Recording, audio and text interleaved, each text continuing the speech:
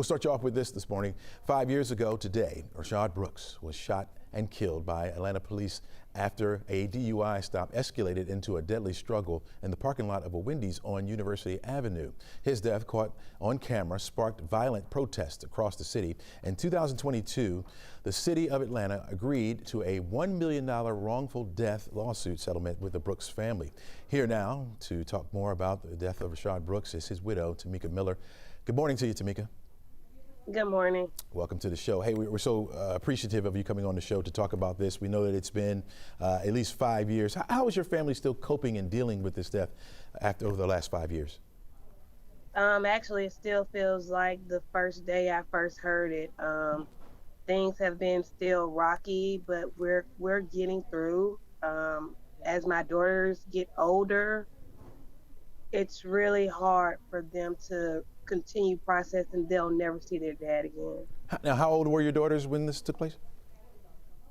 Blessing was actually yesterday she turned 13. So 5 years from now, that's how old she was.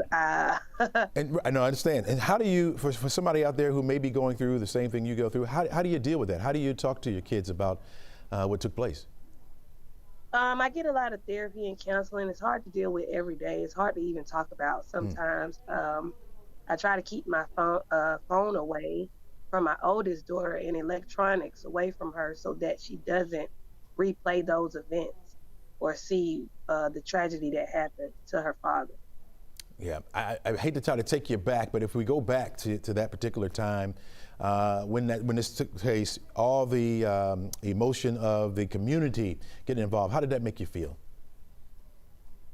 It made me feel very supported, as if the community was there for me and we were going to get something going where policing would be changed and youth would be helped to not fear the police anymore, which I'm still looking out for, those members who are in the community protesting to come back together, and we get that Wendy's to be a peace center, instead of just a wooded area or another apartment complex.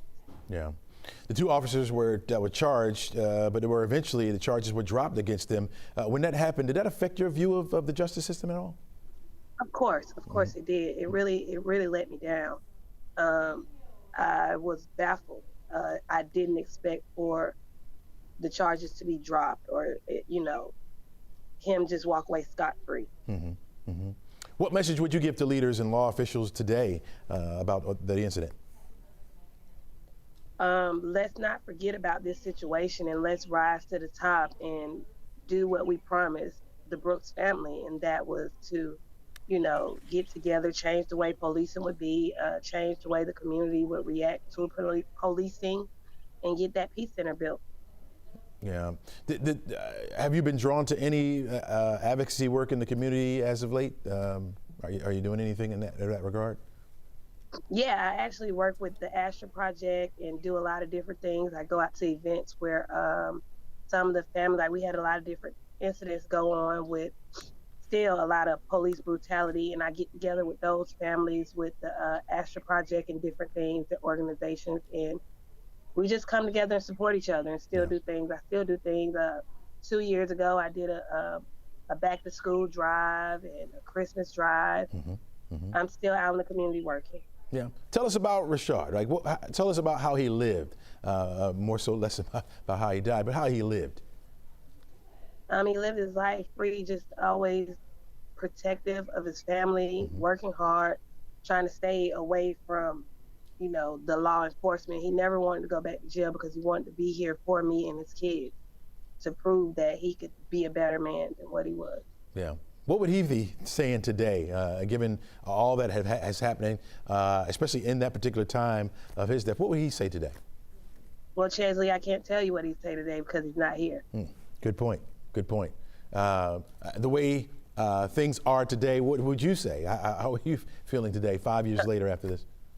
That's a better question. I can tell you how I feel. Absolutely. 5 years today, I would say that I would like to see people stick to their word and just really not forget about the fact of the promises that were made, not just to me, but to a lot of other families who still dealing with police brutality and unjust situations from law enforcement. in community, period. I want to see change. I want to see people stick. I don't want to see you walk away 2 years later and say, hey, we did our part. We stood up, but we're not still standing with them. Absolutely. Very good point. Really appreciate you joining us, Tomika Miller.